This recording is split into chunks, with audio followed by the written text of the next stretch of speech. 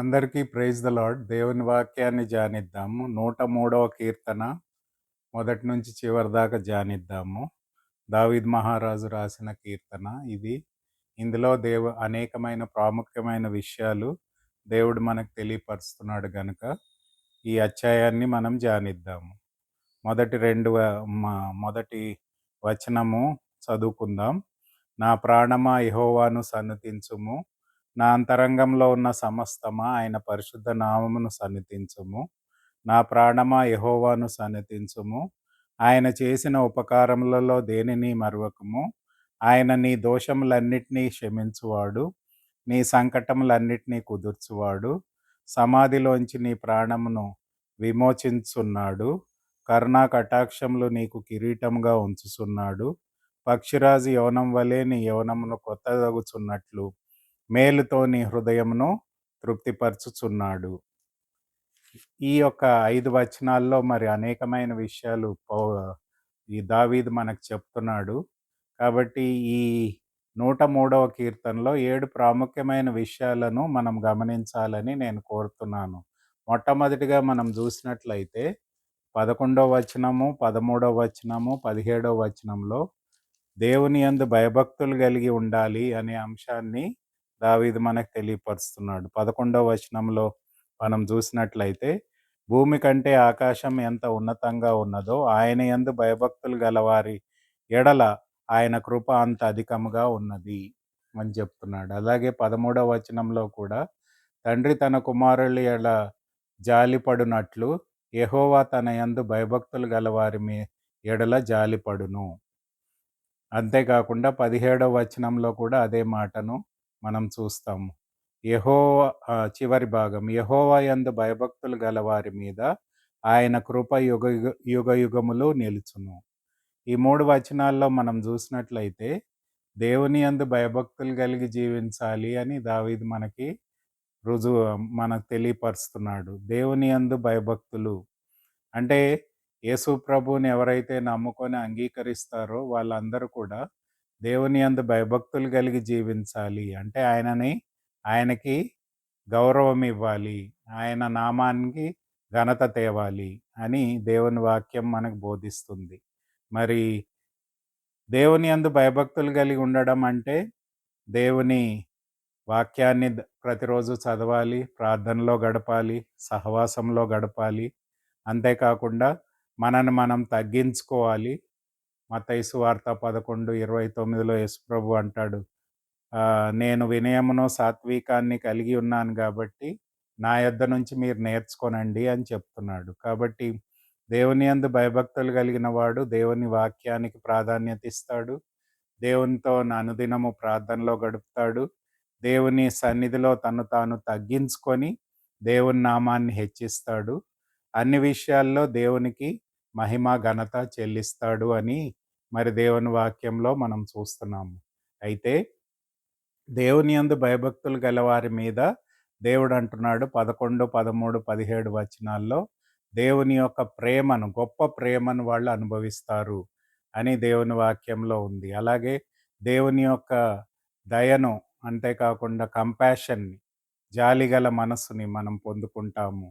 అంతేకాకుండా 17వ వచనంలో నిత్యమైన ప్రేమను, నీతిని మనం పొందుకుంటాము అని దేవుని వాక్యం మనకు బోధిస్తుంది. కాబట్టి దేవుని యందు భయభక్తులు కలిగి ఉండుట ద్వారా మనం దేవుని ప్రేమను, దేవుని యొక్క కృపను, దేవుని యొక్క నీతిని, దేవుని యొక్క నిత్యమైన ప్రేమను మనం ఎల్లప్పుడూ అనుభవించగలుగుతాము అని దేవుని వాక్యంలో చెప్పబడుచున్నది. అందుకనే ఫిలిప్పీలకు రాసిన పత్రిక 2వ అధ్యాయం 12వ వచనంలో కూడా పౌలేమంటాడంటే, మీ రక్షణను భయంతోనూ వణుకుతోనూ కొనసాగించుకొనండి అని చెప్తాడు.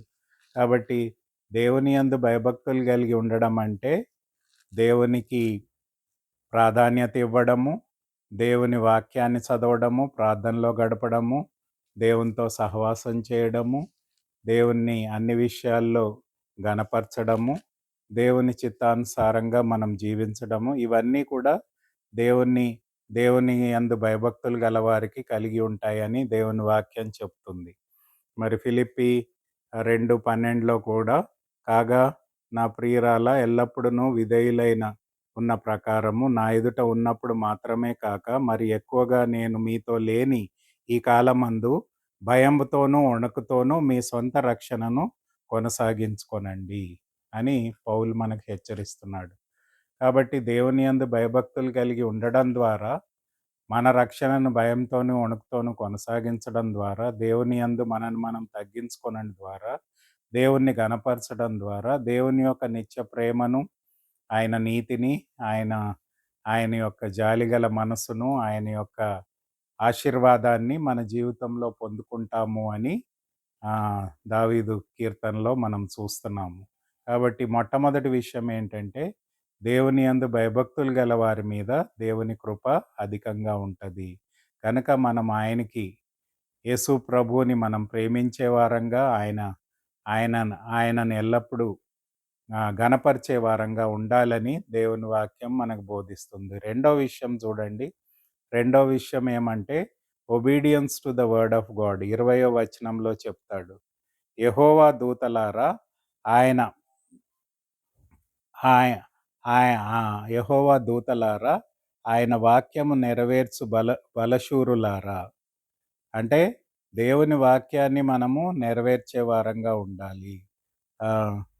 అంటే దేవుని వాక్యానికి మనం విధేయత చూపించాలి అని దేవుని వాక్యం మనకి 20వ వచనంలో ఈ 103వ కీర్తనలో మనం చూస్తున్నాము.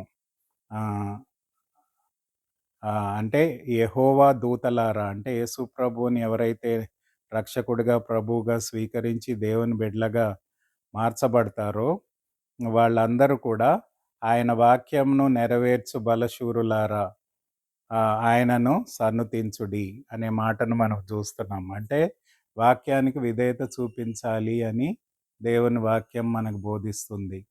యోహాను సువార్త 15:9, 10 వచనాల్లో కూడా యేసు ప్రభు అదే చెప్తాడు.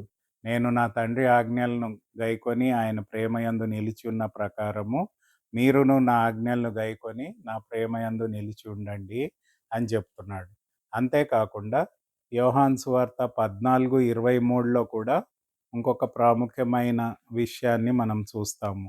ఎప్పుడైతే దేవుని యందు విధేయత కలిగి జీవిస్తామో అప్పుడు త్రియేక దేవుణ్ణి మనం కలిగి ఉంటాము అనే మాటను యోహాను సువార్త 14:23లో మనం చూస్తాము. ఏమనుందంటే యేసు ఒకడు నన్ను ప్రేమించిన ఎడల వాడు నా మాటలు గైకొన్ను.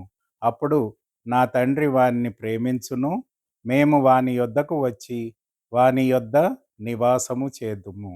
అంటే దేవుని యొక్క వాక్యానికి విధేయత చూపించిన వారి జీవితంలో త్రియేక దేవుణ్ణి, తండ్రి అయిన దేవుడు, కుమారుడైన దేవుడు, పరిశుద్ధాత్మ దేవుణ్ణి వారి వారి వ్యక్తిగత జీవితంలో పొందగలరు, పొందుకుంటారు. అంటే we receive the presence of God in our lives. కాబట్టి ఆ త్రియేక దేవుడు మనలో నివసించి మనని తన ఆలయంగా చేసుకొని మనతో ఆయన సహవాసం కలిగి ఉంటాడు. ఆయన మనలో నివసిస్తాడు, మనని ఆశీర్వదిస్తాడు అని దేవుని వాక్యం చెప్తుంది. కాబట్టి దేవుని వాక్యానికి మనం విధేయత చూపించినప్పుడు దేవుని యొక్క ఆశీర్వాదాలను మనం పొందుకోగలుగుతాము అని దేవుని వాక్యం మనకు బోధిస్తుంది. కాబట్టి దేవుని వాక్యానికి విధేయత చూపించాలి. మరి యేసు ప్రభు ఈ లోకంలో ఉన్నంత కాలము కూడా యోహాను సువార్త 6:38లో చూస్తే నేను నా చిత్తాన్ని నెరవేర్చడానికి రాలేదు కానీ తండ్రి చిత్తాన్ని పరిపూర్ణంగా నెరవేర్చడానికి వచ్చాను అని చెప్తున్నాడు. కాబట్టి దేవుని యొక్క వాక్యానికి ఎవరైతే విధేయత చూపిస్తారో త్రియేక దేవుణ్ణి వారి జీవితంలో కలిగి ఉంటారు. దేవుని యొక్క సంతోషాన్ని, సమాధానాన్ని పొందుకుంటారు. దేవుని యొక్క మహిమను పొందుకుంటారు. దేవుని యొక్క నడిపింపును, ఆశీర్వాదాన్ని ఎల్లప్పుడూ పొందుకుంటారు అని దేవుని వాక్యంలో మనం చూస్తున్నాము.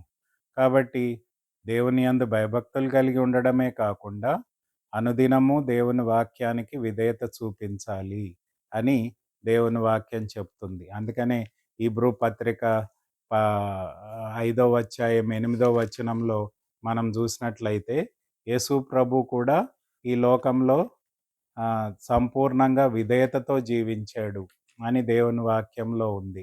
హెబ్రీలకు రాసిన పత్రిక 5వ అధ్యాయం 8వ వచనంలో ఏముందంటే, ఆయన కుమారుడై ఉండినను తాను పొందిన శ్రమల చేత విధేయతను నేర్చుకొనెను.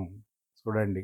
అంటే యేసు ప్రభు ఈ లోకంలో ఉన్నంత కాలము తండ్రికి విధేయుడై జీవించాడు గనుక, ఆయన ద్వారా దేవుడు తన రక్షణ ప్రణాళికను నెరవేర్చి మనందరికీ కూడా యేసు ప్రభు ద్వారా రక్షణను అనుగ్రహించి, దేవుని యొక్క సహవాసంతోని, దేవుని యొక్క నిత్య సన్నిధిని మనం ఎల్లప్పుడూ అనుభవించడానికి దేవుడు యోగ్యతను దయచేశాడు.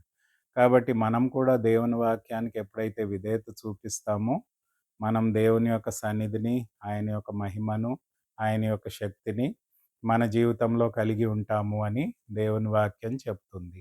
మూడో విషయం చూడండి. మూడో విషయం ఏందంటే 17వ వచనంలో ఉంది. ఏమనుందంటే, ఆయన నిబంధనను గైకొనుచు అనే మాటను మనం చూస్తాం మొదటి భాగంలో. ఆయన నిబంధన గైకొనుచు ఆయన కట్టడలను అనుసరించి నడుచుకున్న వారి మీద, యెహోవా యందు భయభక్తులు గల వారి మీద ఆయన కృప యుగయుగములు నిలుచును.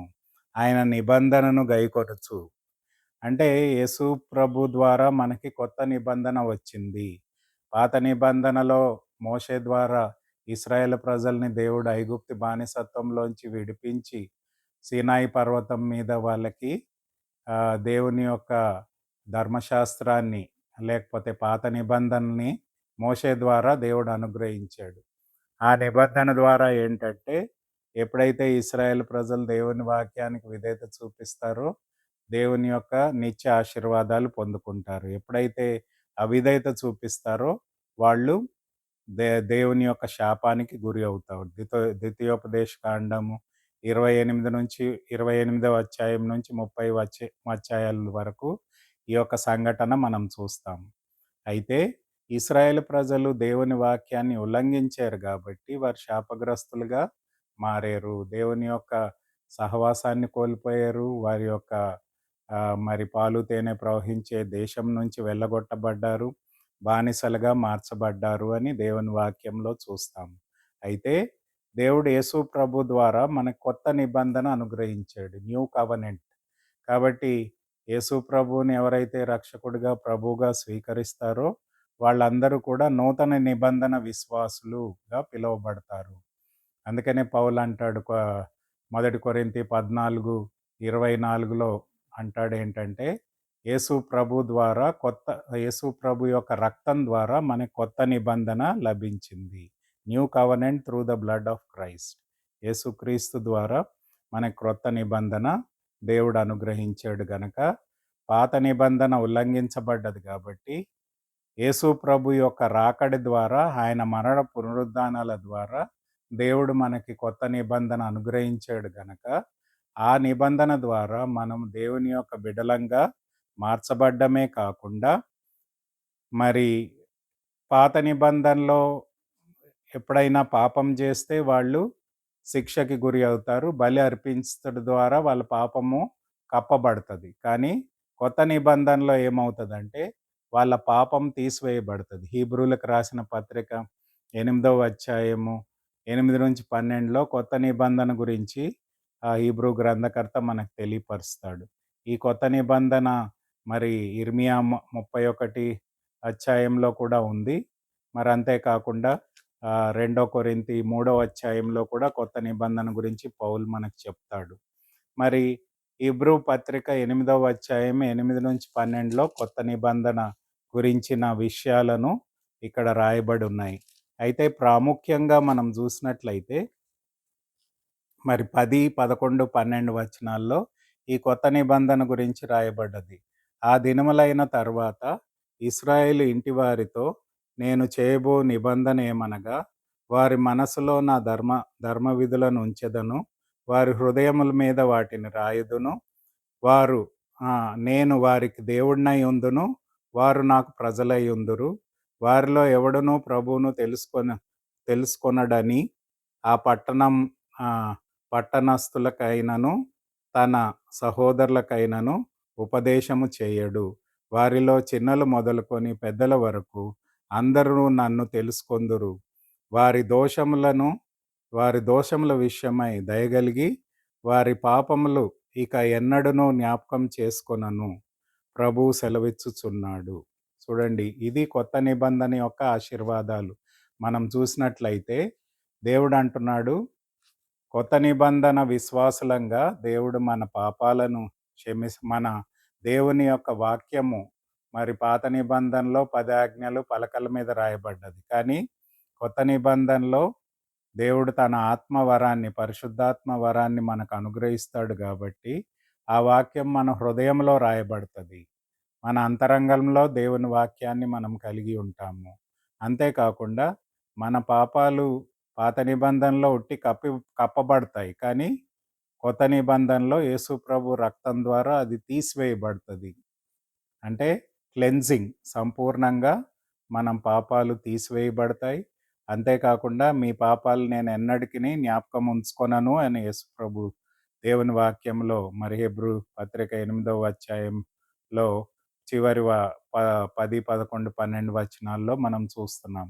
కాబట్టి దేవుని వాక్యం మన హృదయంలో దేవుడు హృదయం అనే పలక మీద రాయడమే కాకుండా మనకు పాప క్షమాపణ, రక్షణ, నిత్య జీవము, పరలోక రాజ్యము, మరి అంతేకాకుండా పరలోక స్వాస్థ్యాన్ని మనకి బహుమానంగా అనుగ్రహిస్తున్నాడు. కాబట్టి ఈ దేవుని బిడ్డగా మనం జీవించడానికి తన పరిశుద్ధాత్మ వరాన్ని కూడా మనకిస్తున్నాడు.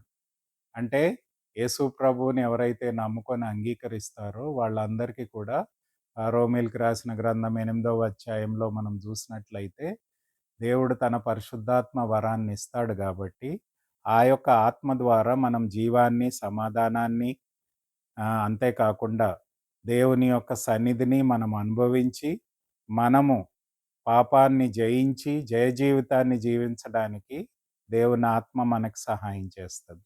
కాబట్టి మనం కొత్త నిబంధన ప్రజలంగా చేయబడ్డమే కాకుండా దేవుని వాక్యాన్ని కలిగి ఉంటాము, పాప క్షమాపణ కలిగి ఉంటాము, దేవుని యొక్క రక్షణను పొందుకుంటాము, దేవుని యొక్క నీతిని పొందుకుంటాము, దేవుని యొక్క పరిశుద్ధతను పొందుకుంటాము. ఆత్మ వరం ద్వారా, పరిశుద్ధాత్మ వరం ద్వారా దేవుడు మనలను తన ఆలయంగా చేసుకొని మనలో నివసిస్తాడు. అంతేకాకుండా మనం పాపాన్ని, సాతాన్ని జయించి జయ జీవితాన్ని జీవించడానికి దేవుడు మనకు సహాయం చేస్తాడు. కాబట్టి మనం నిబంధన ప్రజలమని గుర్తు చేసుకొని దేవుణ్ణి ఎల్లప్పుడూ స్తుతించి ఆరాధించే వ్యక్తులంగా ఉండాలి. దేవుని యందు భయభక్తులు కలిగి జీవించాలి, వాక్యానికి విధేయత చూపించాలి. నిబంధన ప్రజలంగా దేవుని యొక్క ఆశీర్వాదాలను మనం పొందుకోగలుగుతాము అని దేవుని వాక్యం చెప్తుంది. అంతేకాకుండా 21వ వచనంలో మనం చూసినట్లయితే యెహోవా సైన్యములారా ఆయన చిత్తమును నెరవేర్చు ఆయన పరిచారకులారా మీరందరూ ఆయనని సన్నుతించుడి. ఆయన చిత్తమును నెరవేర్చువారు. చూడండి, దేవుని చిత్తాన్ని మనం జరిగించాలని దేవుని వాక్యం మనకు బోధిస్తుంది. ఈ లోకానుసారంగా మనం జీవించకుండా దేవుని చిత్తాన్ని జరిగించే వారంగా ఉండాలి అని దేవుని వాక్యం మనకు బోధిస్తుంది. మరి ఈ లోకంలో ఉండే పాపాన్ని, అపవిత్రతను, దు దుష్టత్వాన్ని మనం విసర్జించాలి. దేవుణ్ణి అంగీకరించిన వారమై, దేవుని చిత్తాన్ని ఎరిగిన వారమై, దేవుని చిత్తానుసారంగా మనం నడుచుకునే వారంగా ఉండాలి. రోమీయులకు రాసిన గ్రంథం 12వ అధ్యాయం 2వ వచనంలో పౌలు అదే విషయాన్ని మనకు బోధిస్తాడు. ఏంటంటే, మనము దేవుని చిత్తాన్ని ఎరిగి దాన్ని మనం జరిగించినప్పుడు మనం దేవుని యొక్క స్వారూప్యంలోనికి మనం మార్చబడతాము అని చెప్తున్నాడు. రోమీయులకు రాసిన గ్రంథం 12వ అధ్యాయం 2వ వచనంలో, మీరు ఈ లోక మర్యాదను అనుసరింపక ఉత్తమమును, అనుకూలమును, సంపూర్ణమై ఉన్న దేవుని చిత్తం ఏదో పరీక్షించి తెలుసుకొనున్నట్లు మీ మనసు మారి నూతన మగుట వలన రూపాంతరం పొందుడి. కాబట్టి దేవుని యొక్క చిత్తాన్ని ఎరిగి దేవుని చిత్తానుసారంగా నడుచుకోవడం ద్వారా మనం రూపాంతరం పొందుకుంటాము అని పౌలు మనకు బోధిస్తున్నాడు. కాబట్టి ట్రాన్స్ఫర్మేషన్ అనేది మనకు జరగాలి. దేవుని నమ్ముకున్న ప్రతి విశ్వాసి యేసు ప్రభు యొక్క స్వారూప్యంలోనికి మార్చబడాలి అని దేవుని వాక్యం మనకు బోధిస్తుంది. కాబట్టి అలా జరగడానికి మనం దేవుని చిత్తాన్ని ఎరిగి దేవుని చిత్తానుసారంగా నడుచుకోవాలి. ప్రతి విషయంలో ఆయన చిత్తాన్ని మనము నెరవేర్చే వారంగా ఉండాలి. ఇందాక చెప్పినట్టు యోహాను సువార్త 6:38లో యేసు ప్రభు కూడా నేను నేను ఈ లోకానికి నా చిత్తాన్ని జరిగించుకోవడానికి రాలేదు గానీ, తండ్రి చిత్తాన్ని సంపూర్ణంగా నెరవేర్చడానికి నేను పరలోకం నుంచి దిగి వచ్చాను అని చెప్తున్నాడు. అంటే దేవుని చిత్తాన్ని జరిగించాడు గనక, యేసు ప్రభు ద్వారా మనకి రక్షణ మార్గాన్ని, నీతి మార్గాన్ని దేవుడు ఏర్పాటు చేశాడు. మరి మనం కూడా మన జీవితంలో దేవుని చిత్తాన్ని జరిగించడం ద్వారా మనం రూపాంతరం చెందుతాము. యేసు ప్రభు యొక్క స్వారూప్యంలోనికి మార్చబడతాము. దేవుని యొక్క నిత్య ఆశీర్వాదాలని, సన్నిధిని మనం పొందుకొని మనం జీవించగలుగుతాము అని దేవుని వాక్యం మనకు బోధిస్తుంది. కాబట్టి దేవుని చిత్తాన్ని మనం ఎరగాలి, దేవుని చిత్తాన్ని మనం నెరవేర్చాలి అని దేవుని వాక్యం మనకు బోధిస్తుంది. అలాంటి జీవితాన్నే దేవుడు ఆశీర్వదిస్తాడు. మరి సౌలు జీవితంలో మొదటి రాజు, ఇశ్రాయేల్ రాజు సౌలు జీవితంలో మనం చూసినట్లయితే దేవుడు ఆయనకి అమాలేకీయుల మీద యుద్ధం చేసి వారిది సమస్తము కూడా నాశనం చేయమని చెప్పాడు, కాల్చివేయమని చెప్పాడు. అయితే సౌలు రాజు అమాలేకీయుల మీద యుద్ధం చేసి వాళ్ళ దగ్గర ఉండే మంచి గొర్రెలను, మేకలను, మరి మంచి బంగారంను అలాంటి వస్తువులన్నీ కూడా మళ్ళీ ఇశ్రాయేలు దేశానికి తీసుకొస్తాడు. తెచ్చినప్పుడు సమూయేలుకి దేవుడు చెప్పింది ఏంటంటే, ఇంకా సౌలు రాజుగా ఇశ్రాయేల్ దేశానికి ఉండడు అని చెప్పాడు. అయితే సమూయేలు వచ్చి సౌలు రాజుకి చెప్పినప్పుడు సౌలు ఏమంటాడంటే, నేను తేలేదు కానీ సైనికులు దేవునికి అర్పణలు అర్పించడానికి మంచి గొర్రెలను, మేకలను తీసుకొచ్చారు అని చెప్తాడు. అయితే సౌలు అంటాడు, విధేయత చూపించట కంటే బలులు అర్పించట కంటే విధేయత చూపించడము ప్రాముఖ్యము అని దేవుని వాక్యంలో రాయబడినట్లు మనం చూస్తాము.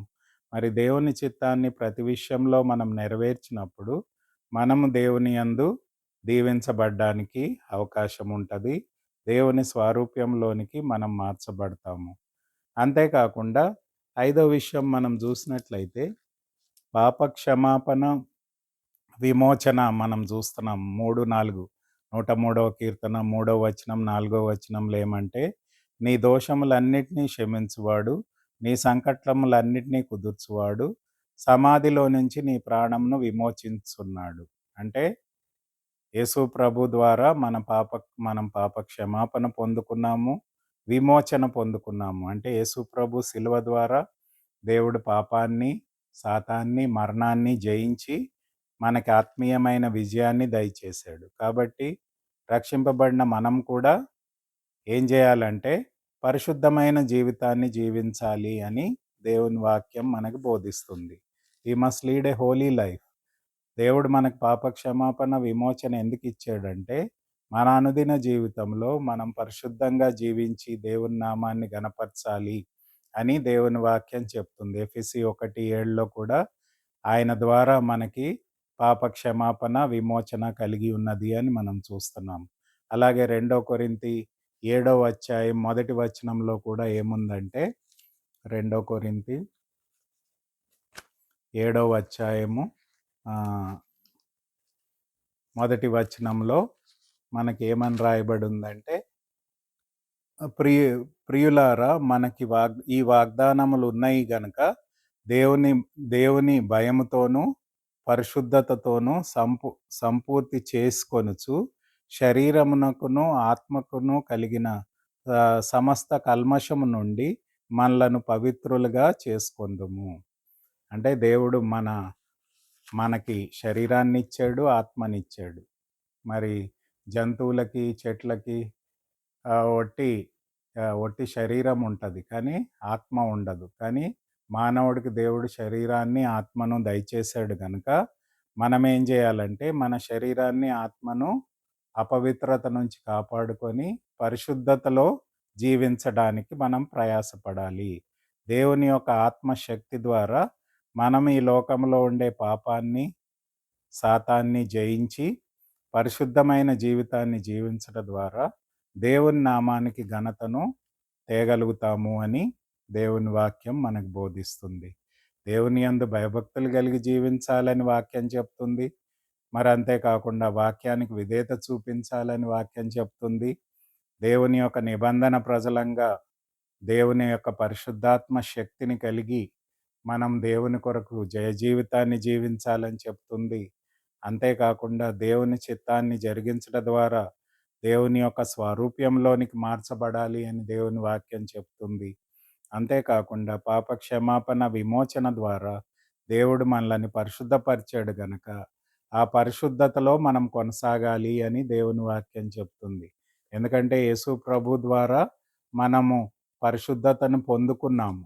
రెండో ఆహ్, మరి మొదటి కొరింథీ మొదటి అధ్యాయము ఆహ్, 31వ వచనంలో కూడా అదే ఉంది కదా! మనము దేవుని ద్వారా ఏం పొందుకున్నాము అని రాయబడుంది. ఆ! అతిశయించువాడు ప్రభువునందే అతిశయింపవలెను అని రాయబడినట్లు నెరవేర్చునట్లు దేవుని మూలముగా ఆయన మనకు జ్ఞానమును, నీతియు, పరిశుద్ధతను, విమోచనము ఆయను. అంటే యేసు ప్రభు ద్వారా ఆయనని రక్షకుడిగా, ప్రభువుగా స్వీకరించడం ద్వారా దైవ జ్ఞానాన్ని పొందుకున్నాం, నీతిని పొందుకున్నాం, పరిశుద్ధతను పొందుకున్నాం, విమోచన పొందుకున్నాం. కాబట్టి ఈ ఆశీర్వాదాలన్నీ కూడా దేవుని ద్వారా మనం పొందుకున్నాం గాబట్టి, మన శరీరానికి, ఆత్మకు ఎటువంటి కల్మషం అంటకుండా పరిశుద్ధ జీవితాన్ని మనం జీవించి దేవుని నామానికి మహిమ తేవాలి అని దేవుని వాక్యం మనకి బోధిస్తుంది. ఆరో విషయం చూడండి. విషయం ఏంటంటే, మొదటి 2 వచనాల్లో మనం చూస్తాం. ఏమనుంది మొదటి 2 వచనాల్లో, అలాగే 21, 22 వచనాల్లో కూడా దేవుణ్ణి స్తుతించే వారంగా ఉండాలి అని రాయబడుంది. చూడండి 103వ కీర్తన మొదటి 2 వచనాలు. నా ప్రాణమా యెహోవాను సన్నిధించుము, ఆయన అంతరంగంలో ఉన్న సమస్తమా ఆయన పరిశుద్ధ నామమును సన్నిధించుము. నా ప్రాణమా యెహోవాను సన్నిధించుము. అంటే మన అంతరంగంతో, మన సమస్తంతో దేవుణ్ణి స్తుతించి ఆరాధించాలి.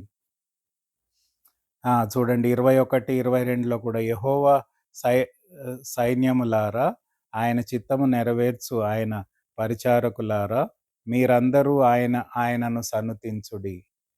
యెహోవా ఏ ఏలుచుండు స్థలానికి నున్న సర్వ సర్వకా కార్యులారా ఆయనను స్తుతించుడి. యెహోవా ఏలుచుండు స్థలములన్నిటిలో నున్న ఆయన సహకార సహకార సర్వ కార్వముల ద్వార ఆయనను సన్నుతించుడి. యెహోవా ఏలుచున్న స్థలములన్నిటిలోనున్న ఆయన సర్వకార్యములారా ఆయనను స్తుతించుడి. అంటే చూడండి ఇక్కడ ఈ లోకంలో ఉండే చెట్లు గావచ్చు, సృష్టి గావచ్చు, అవన్నీ కూడా దేవుణ్ణి స్తుతించి ఆరాధిస్తున్నాయి. కాబట్టి ఈ లోకంలో ఉండే మానవత్వాన్ని కూడా దేవుడు కోరేదేంటంటే, ఆయనను ఎల్లప్పుడూ స్తుతించి ఆరాధించాలని దేవుడు కోరుతున్నాడు. కాబట్టి దేవుణ్ణి స్తుతించి ఆరాధించే వ్యక్తులనే దేవుడు వారి జీవితం ద్వారా సంతోషిస్తాడు, ఘనత పొందుతాడు అని దేవుని వాక్యం చెప్తుంది. మరి దేవుణ్ణి ఎందుకు స్తుతించాలి? అనేకమైన విషయాలు ఇక్కడ చెప్పాడు. మనం చూసినట్లయితే మన పాపములన్నిటినీ క్షమిస్తాడు, మనకు స్వస్థతనిస్తాడు, మనకు విమోచనిస్తాడు, మనకి తన కిరీటం ఆహ్, నీతి కిరీటాన్ని మరి మనకు అనుగ్రహిస్తాడు. ఆయన ప్రేమ, వాత్సల్యతను మన పట్ల చూపిస్తాడు. మంచి ఈవులతో మమ్మల్ని తృప్తిపరుస్తాడు. యెవన మనని మన 5వ వచనంలో ఏముందంటే, పక్షిరాజు యవనం వలె నీ యవనమును తృప్తిపరుస్తాడు అని ఉంది. పక్షిరాజు యవనం వలె నీ యవనమును కొత్తగజుచున్నట్లు మేలుతో నీ హృదయమును తృప్తిపరుచున్నాడు. కాబట్టి ఇవన్నీ కూడా దేవునిచ్చే ఆశీర్వాదాలే. కాబట్టి దేవుణ్ణి మనం స్తుతించి ఆరాధించినప్పుడే దేవుని యొక్క ఆశీర్వాదాలను మనం పొందుకుంటాము. దేవుడు మన పాపాలన్నిటినీ క్షమించాడు. మనకి ఆత్మీయ స్వస్థతనిచ్చాడు. శారీరకమైన స్వస్థతను కూడా అనుగ్రహిస్తాడు. మనకి పాపం నుంచి, మరణం నుంచి, సాతాను నుంచి విమోచించాడు. ఆయన ప్రేమ, వాత్సల్యతను మనకిచ్చాడు. మంచి ఈవులను అనుగ్రహించాడు. పక్షిరాజు యవనం వలె నిన్ను మేలుతో తృప్తిపరుస్తాను అని చెప్తున్నాడు. మరి అంతేకాకుండా ప్రతి విషయంలో ఆత్మీయంగా, శారీరకంగా మనల్ని దీవించాడు. అందుకని ఎఫెసీ 1:3లో యేసు ప్రభు ద్వారా ప్రతి విధమైన ఆత్మీయ ఆశీర్వాదాన్ని మనకు దేవుడు అనుగ్రహించాడు. కాబట్టి వీటిలన్నిటిని బట్టి మనం దేవుణ్ణి ఎల్లప్పుడూ స్తుతించి ఆరాధించాలి. ఎందుకంటే ఆయన ఇచ్చిన ఈవులు మనకు అర్హత లేనప్పటికిని దేవుని ద్వారా మనం పొందుకున్నాము. కాబట్టి దేవుణ్ణి మనం ఎల్లప్పుడూ స్తుతించాలి, ఆరాధించాలి. ఎప్పుడైతే దేవుణ్ణి స్తుతిస్తామో వి ఫోకస్ ఆన్ గాడ్, దేవుని మీద మన మనసును పెడతాము. అంతేకాకుండా వ్యక్తిగతంగా దేవుని స్తుతించి ఆరాధించాలి. కార్పొరేట్ అంటే సంఘంగా కూడా దేవుని స్తుతించి ఆరాధించాలి. దేవుని యొక్క గుణలక్షణాలను బట్టి దేవుని స్తుతించి ఆరాధించాలి. దేవుడు మనని భూలోక సంబంధం నుంచి పరలోక పౌరులుగా చేశాడు కాబట్టి మనం ఆయన్ని స్తుతించి ఆరాధించాలి. దేవుని ప్రేమను, శక్తిని మనం పొందుకున్నాం కాబట్టి ఆయన్ని మనం స్తుతించి ఆరాధించాలి. అందుకనే 145వ కీర్తన మొదటి 2 వచనాల్లో కూడా దావీదు ఇదే చెప్తాడు. రాజువైన నా దేవా, నిన్ను గనపరచెదను, నీ నామమును నిత్యము సన్నుతించెదను. అనుదినము నేను నిన్ను స్తుతించెదను, నిత్యము నీ నామమును సన్నుతించెదను. చూడండి, రాజువైన దేవ అంటే దేవుడు రక్షకుడు, ప్రభువు. కాబట్టి మనని రక్షించిన దేవుడు, మనని పరిపాలిస్తున్న దేవుడు, రాజు అయి ఉన్నాడు. నిన్ను గనపరచెదను, నీ నామము నిత్యము సన్నుతించు. అంటే నేను ఎల్లప్పుడూ నిన్ను స్తుతిస్తాను అని చెప్తున్నాడు దావీదు. అనుదినము నేను నిన్ను స్తుతిస్తాను, నిత్యము నీ నామమును స్తుతించెదను. కాబట్టి ప్రతిరోజు దేవుణ్ణి స్తుతించాలి, సంఘంలో దేవుని స్తుతించాలి, అన్ని పరిస్థితుల్లో దేవుని స్తుతించాలి. మంచి జరిగినప్పుడు, చెడు జరిగినప్పుడు కూడా దేవుని స్తుతించాలి. ఎల్లప్పుడూ ఆయన్ని స్తుతించే వారంగా ఉండాలి అని దేవుని వాక్యం మనకు బోధిస్తుంది. ఎప్పుడైతే దేవుని స్తుతిస్తామో అప్పుడు దేవుని యొక్క ఆశీర్వాదాలను మనం పొందుకుంటాము.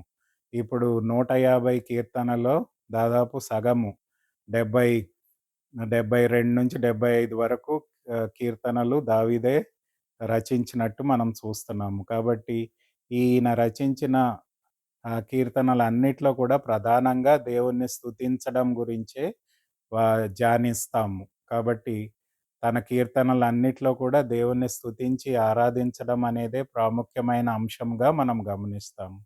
కాబట్టి ఇక్కడ కూడా 103వ కీర్తన, 145వ కీర్తనలో కూడా మనం చూసినట్లయితే దావీదు దేవుణ్ణి స్తుతించి ఆరాధించాలి. కేవలం మన పెదవులతో కాదు గానీ, మన అంతరంగంతో, అంటే మన యొక్క హృదయంతో, మన యొక్క మనసుతో, మన యొక్క శక్తితో, మన యొక్క బలంతో, మన యొక్క సమస్తముతో, అంటే ఫిజికలీ, స్పిరిచువల్లీ, మన అంతరంగంతో కూడా, heart, soul, mind and strength అన్నిటి ద్వారా దేవుణ్ణి మనం స్తుతించి ఆరాధించాలి అని దేవుని వాక్యం చెప్తుంది. అందుకని ఈ 103వ కీర్తన ప్రైజ్ సంబంధించిందే. అంటే మొదటి 6 వచనాల్లో పర్సనల్ ప్రైజ్, వ్యక్తిగతంగా నేను స్తుతిస్తాను అని చెప్తున్నాడు.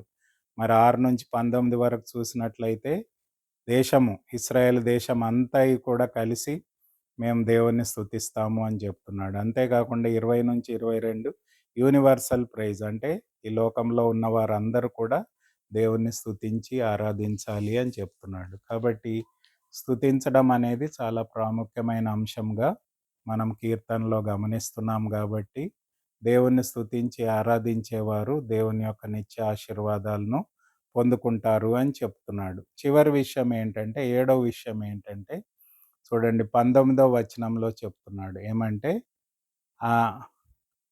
ఆయన అన్నిటి మీద రాజ్యపాలన చేయుచున్నాడు. 19వ వచనంలో ఉంది. యెహోవా ఆకాశమందు నీ సింహాసనము స్థిరపరచబడి ఉన్నది, ఆయన అన్నిటి మీద రాజ్యపాలన చేయుచున్నాడు. కాబట్టి ఈ లోకమంతయు కూడా, పరలోకంలో ఉన్నది గాని, భూలోకంలో ఉన్నదంతటి మీదను దేవుడు రాజ్యపాలన చేయుచున్నాడు. అన్నిటి మీద ఆయన రాజ్యపాలన ఉన్నది అని చెప్పబడుతుంది. కాబట్టి యేసు ప్రభు మన యొక్క రక్షకుడే కాదు గాని, ఆయన మన ప్రభువు, మన రాజు అని గుర్తించాలి. ఆయన యొక్క నడిపింపులోనికి మనం రావాలి. ఆయనను మన సొంత రక్షకుడిగా, ప్రభువుగా స్వీకరించాలి. ఆయన మన రాజుగా ఉన్నప్పుడు మనని ఆయన పరిపాలించడమే కాకుండా మనల్ని నడిపించి, దీవించి, ఆశీర్వదించగలడు అని దేవుని వాక్యంలో మనం చూస్తాము. సామెతల గ్రంథం 3వ అధ్యాయం 5, 6 వచనాల్లో మనం చూసినట్లయితే, నీ స్వబుద్ధిని ఆధారం చేసుకొనక అన్ని విషయాల్లో దేవునికి మనల్ని మనం సమర్పించుకోవాలి అని దేవుని వాక్యంలో మనం చూస్తున్నాము.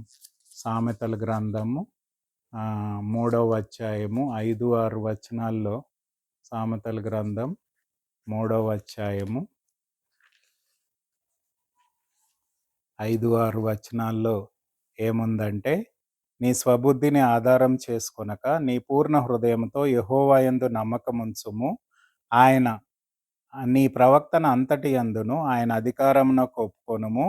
అప్పుడు ఆయన నీ త్రోవలను సరళం చేయును. కాబట్టి దేవుని యొక్క అధికారంలోనికి మనం రావాలి. ఆయనను మన రాజుగా స్వీకరించాలి.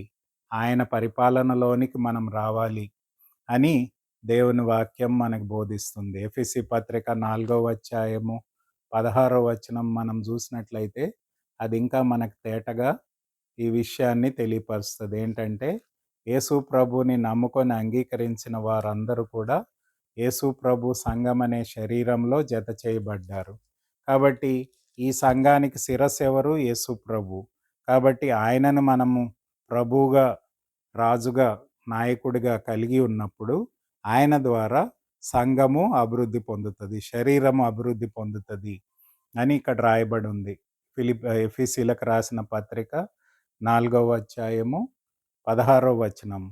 ఆయన శిరస్సై ఉన్నాడు. ఆయన యందు సర్వ శరీరము చక్కగా అమర్చబడి తనలోనున్న ప్రతి అవయములలో తన తన పరిమాణము చొప్పున పని చేయుచుండగా ప్రతి కీలు వలన కలిగిన బలము చేత అతకబడి ప్రేమయందు తనకి క్షేమాభివృద్ధి కలుగునట్లు శరీరమునకు అభివృద్ధి కలుగుజేయుచున్నది.